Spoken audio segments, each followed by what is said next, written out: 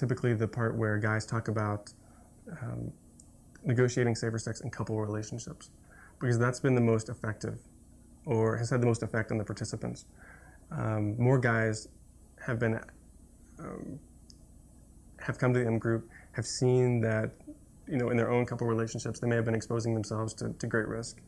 And we're kind of giving them the tools to negotiate or to talk with their partners, with their boyfriends, about potentially practicing safer sex and implementing safer sex practices in their relationships. And we've actually role-played it, and we've given them the tools. We've told them what to say, to give them the courage to actually take the steps that are necessary to, in some cases, save their lives. The opportunity, or actually we give guys the tools to go out into the community to help save the lives of their fellow young gay and bisexual men. We have educated them on what they should do sexually. We've given them the tools and the words to say to go out and talk to their friends about safer sex. And we've actually given them handouts and materials to give to their friends, and we've encouraged them and asked for a personal commitment for them to go out and tell their friends about empower groups, so that so that their friends can come and learn and work together with us to help build our community. And we also give them little badges that they can wear with the logo on it, so that hopefully people will see the logo and ask them questions and say, what is Empower, what's that all about? And that'll hopefully get them talking about what we're all about, the M groups, the promotion of safer sex, the building of our community. And I think that's going to be one way we're going to get a lot of people involved and bring them in. It's an incredibly important part, because if we don't have ambassadors going out and talking to their friends about what we're trying to accomplish here, then we're very much dependent on little brochures and the little weekly events that we put on. And those are not in and of themselves going to achieve our goal of reaching, you know, hundreds of guys and building our community from the ground up. So the guys that we send out, or who go through the Empower groups, are integral to our building our base and our finding new blood and new guys and new ideas to come in and help us get our message out. It seems like them talking to their friends is going to be the most persuasive thing. Mm-hmm.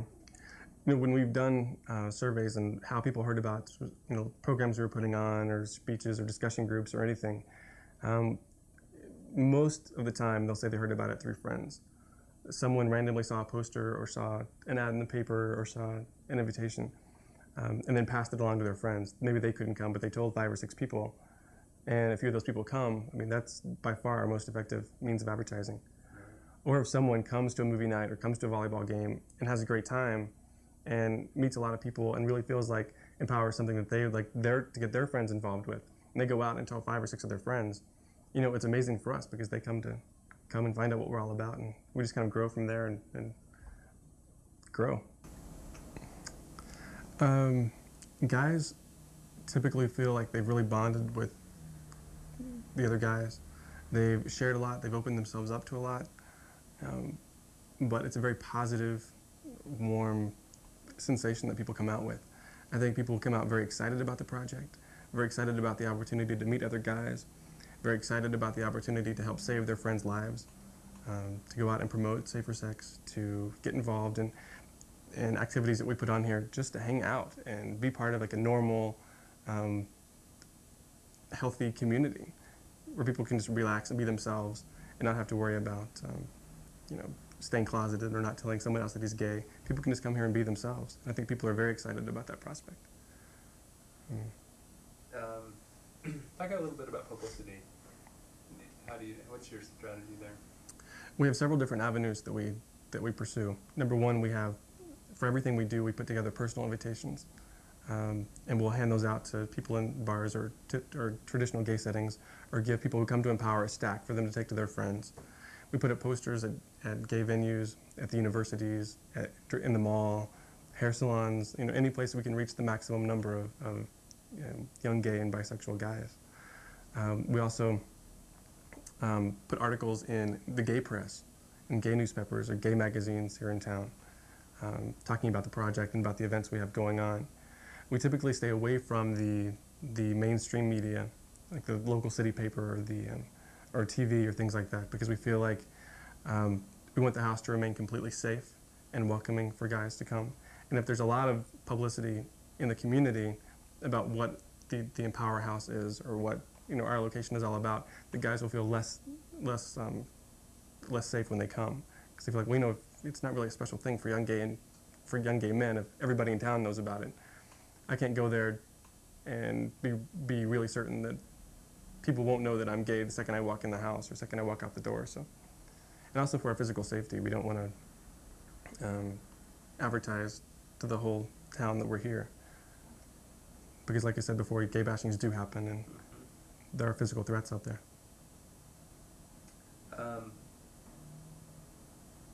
Let's see. Okay. I'm just going to give you a sentence and you complete it, okay?